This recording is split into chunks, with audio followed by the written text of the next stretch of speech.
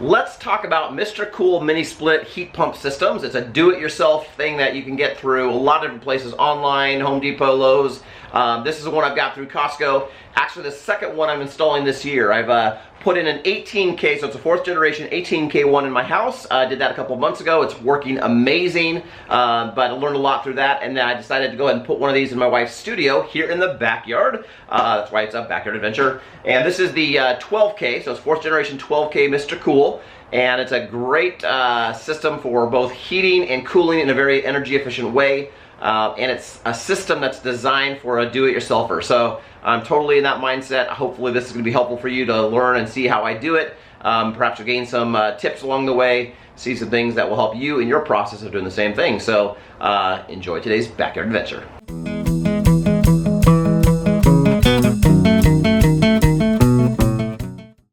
So as we start the installation process, let me walk you through first of all what came in the package, what comes with this. So you have 2 boxes typically this will come from. I ordered mine from Costco and I got it delivered.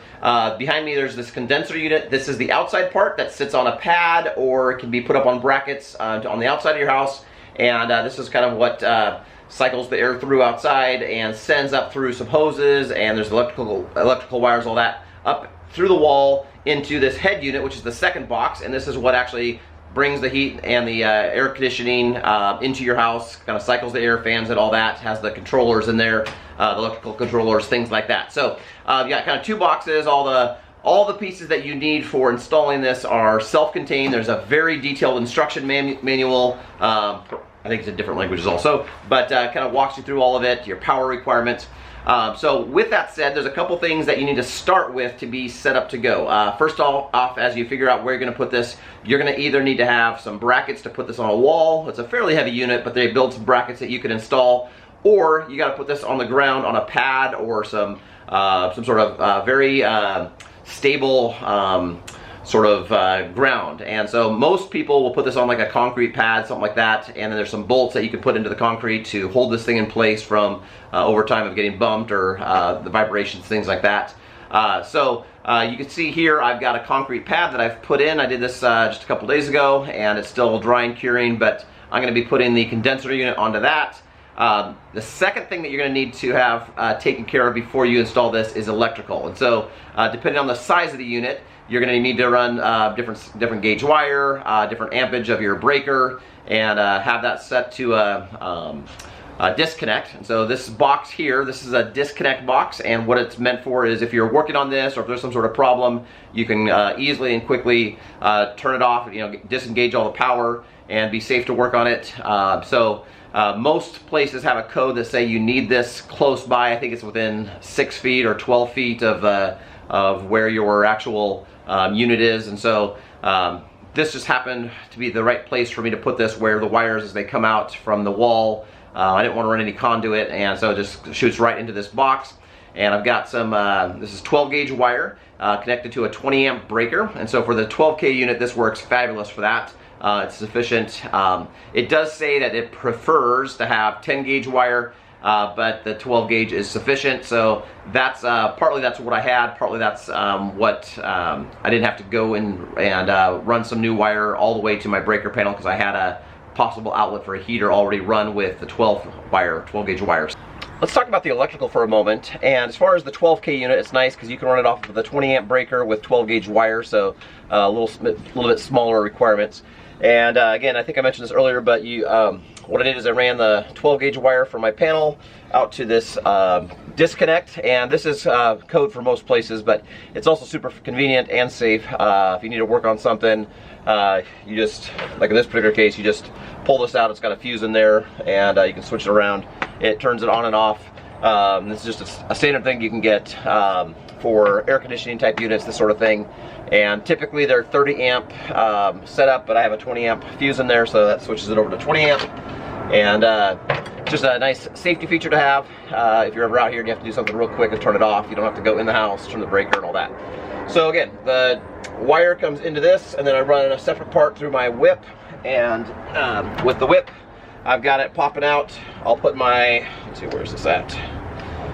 This kind of keeps it waterproof, but I put my other end on there, and on my other side, I'll take you through that in a moment, but I'm gonna go and connect this to the unit, and then when this thing is ready to be energized, I can go flip the breaker on and then make sure this is plugged in and should be ready to go.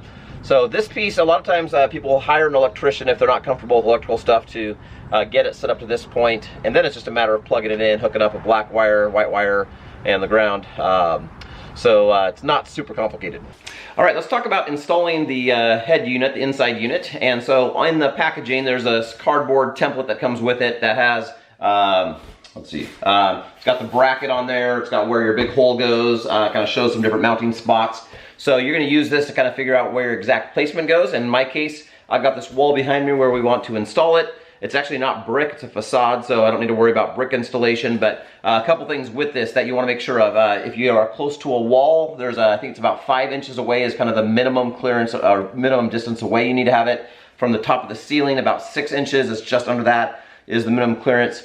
And then depending on the height of your wall, so if you have 8-foot walls, there's kind of a recommended height. 10-foot walls is different. I actually have closer to 10 foot, and ideally, as far as the directions, it says, you know, like maybe here, but I want to have this thing higher up. We use this wall for different things, so we don't really want to have this head unit there. So maybe it's not quite optimal, but from everything I've researched on these, it's not going to be a big deal. It'll work just fine for our situation. So I'm going to go ahead and place this thing up here and kind of figure out exactly where the studs are and get it set with the cardboard. And then I'll show you actually right now where the actual bracket is in the packaging. You don't see it when you unpackage it because it's installed into the head unit. So let's grab that and watch how this thing gets put together. Okay, so for the head unit, if you flip it upside down on a blanket or something soft, the actual bracket and some of the piping, stuff like that, is actually already here packaged securely and safely. So there's a screw in here. It's just used for packaging. Undo that. And that should, get this out. There's 2 plastic tabs there. So this is the mounting bracket, and then you can also see here these hoses that will straighten up when we're ready to install this. There's the electrical. The screw that came with this bracket is just for packaging, so you can toss that. You don't need that anymore. As far as drilling the holes, get a good hole saw, and it's not anything complicated, except as you drill through the wall, you're not making this level.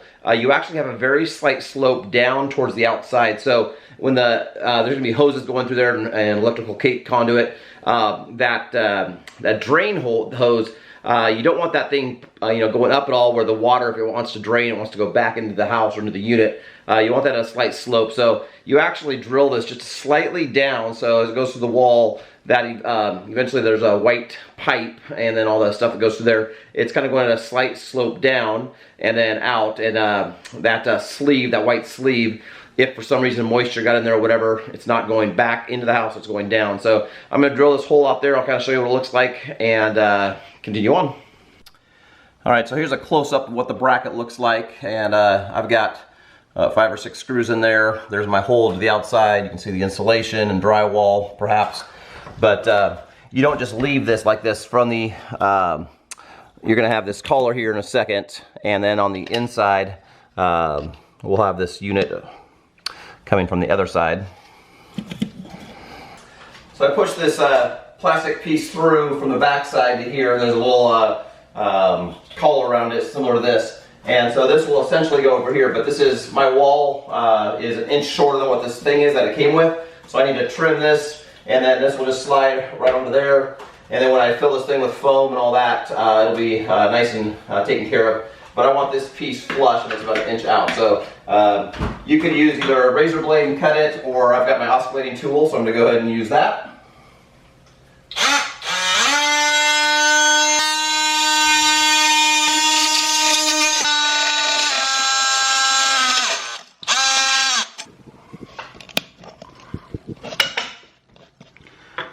And then this piece will go into there, and nice and flush, it'll be good to go.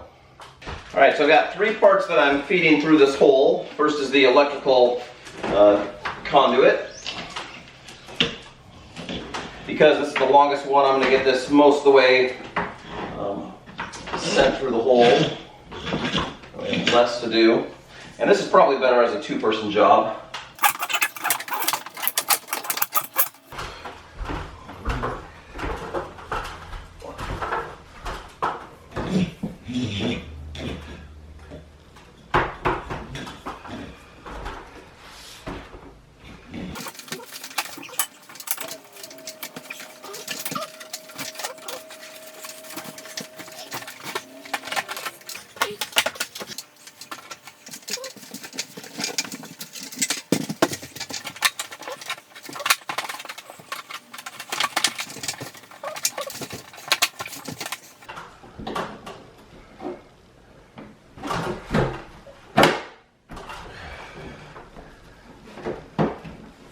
Alright, so inside unit is installed.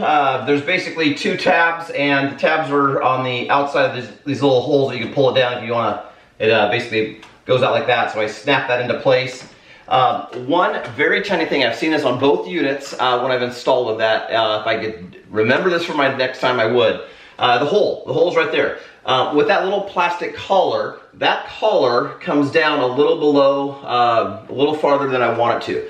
If I could do this again, and I don't know why the template is like that, but I would actually put this collar piece about a ½ inch, or the hole, I would do the hole about a ½ inch higher than what is on the template, just so that when that collar goes on there, it is not visible. Now this is hardly visible at all, but that's one small thing. One little tip I would say is drill the hole ½ inch higher. There's plenty of room in there, and that'll still get the hoses through, everything like that, but it just hides that little piece, just a little bit of fine detail there. So, but yeah, it's secure on there. If I did want to ever take this thing off, there's these tabs here, and I carefully pop these down, and then this unit comes up and off the hinge. So, but yeah, you don't want this thing rattling, so you test to make sure you have all 4 parts nice and tight against the wall, and this thing is ready to go. So let's just go finish the outside part. All right, and so here is everything popped down from the hole, or popped out of the hole. And one thing I forgot to do is there's a vinyl tape that comes with it that you're supposed to, Teflon vinyl tape, tape it all up and make sure that everything is secure as you go through.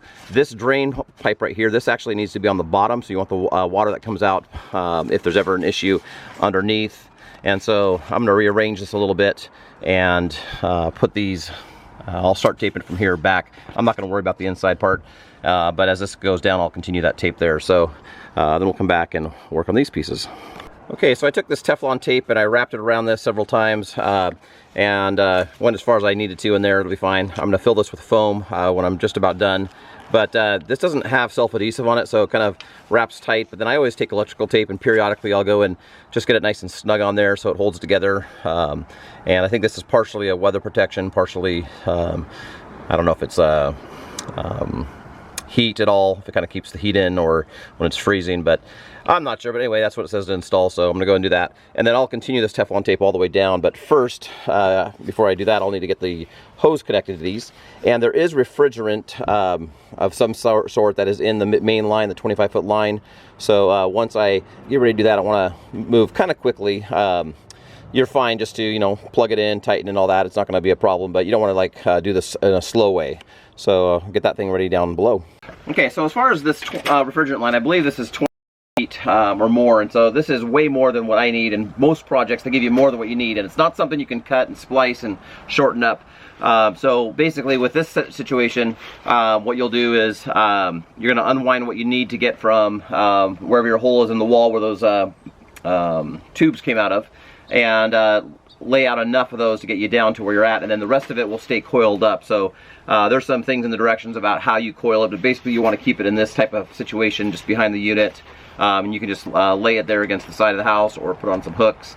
Some people have done some things to try to hide it, but anyway, so what I'm going to do is I'm going to pull out, I've got about, I probably have about 8 feet of straight pipe I need, so I'm going to straighten up about 8 feet of this carefully. Again, you don't want to go and just be going back and forth raking on this thing, a couple bends, and that's hopefully all you'll need to do. So I want to get this thing nice and straight. There is actually a plastic cover that you can get to hide this out, kind of a line hide is what they call it, and you'll put it over this so you don't have these like tubes just hanging off the side of your house. I'll show you that a little later in the video. So let's go ahead and get about 8 feet unwound.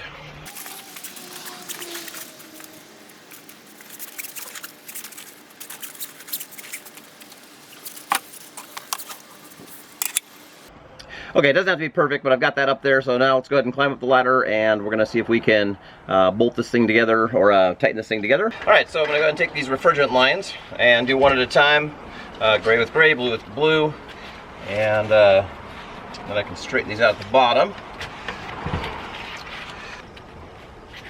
And do this so you don't strip it, get it started.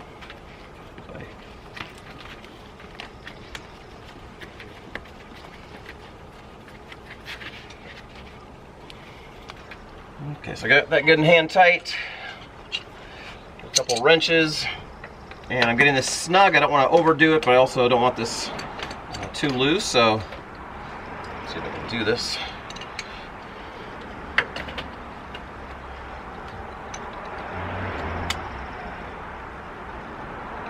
Righty tighty.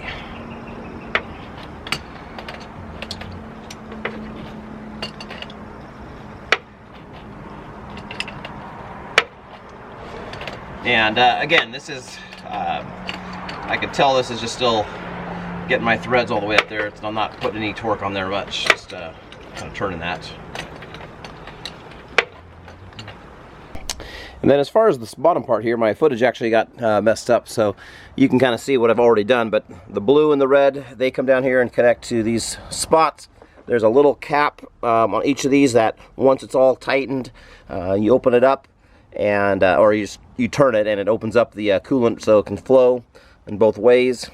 And you know, it's pretty simple.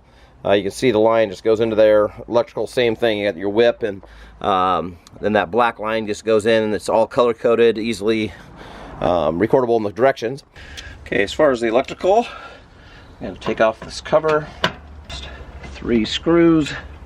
All right, so there's the electrical, and you need to pop one of these out and put a wire holder in there. So I'll go get that, and then after that's all done, you can power it up and you test it. As far as after it's running, you'll take some soapy water and just check all your connections, make sure nothing's bubbling, needs to be tightened or anything.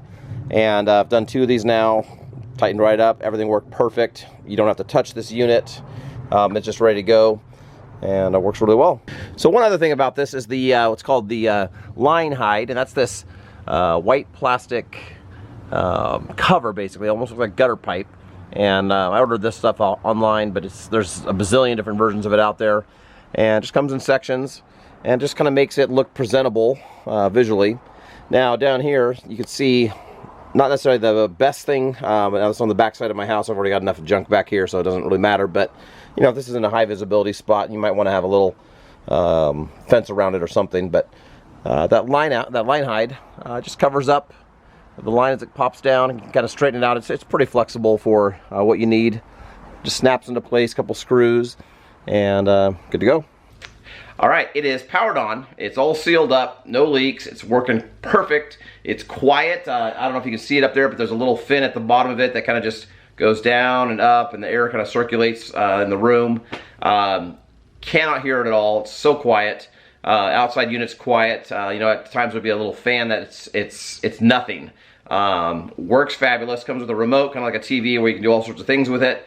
Even better though, this latest generation comes with a little, looks like a Roku or a little thumb drive. You just plug it in inside. There's a little cover that opens up, plug it in, connects to your Wi-Fi, connects to your phone, and you know, the scheduling, just everything possible that you'd want to do. I've got 2 of these units, one here in the studio and one in our upstairs, kind of a family room, and that one over there is an 18K. This is the 12K. That's like a 600 and something square foot room. This is a 400 square foot room. A little higher ceilings in here, but it's working great. So energy efficient, just no complaints, and the cost savings was huge. I don't remember if I mentioned this earlier in the video, but I think I got some quotes that were, you know, for like this unit, $8,000, $9,000 to have this installed without the electrical. I don't remember exactly, it was around there. I was able to get this thing done for less than $1,500 with all the extra parts and things, the line hide. It's awesome. If this thing breaks, I mean, there's all these warranties and stuff that come with it, but if it breaks and I have to redo it, there's so many things I love about it. So hopefully this is helpful. I really encourage you to think about this for things like you know, sheds, garages, if you have additions or certain rooms you're trying to keep cool. Like this thing is it's heat in the winter and it's cooling in the summertime, so you can kind of keep a nice consistent temperature. So it's a great way to add air conditioning in a sense at a very energy efficient cost, and you don't have to do any of the duct work and all that. And it's a DIY thing. So anyway, there's the Mr. Cool. Not sponsored by them, but I'm now a fan. I like their stuff and recommend it. So hope this is helpful, and have a good life.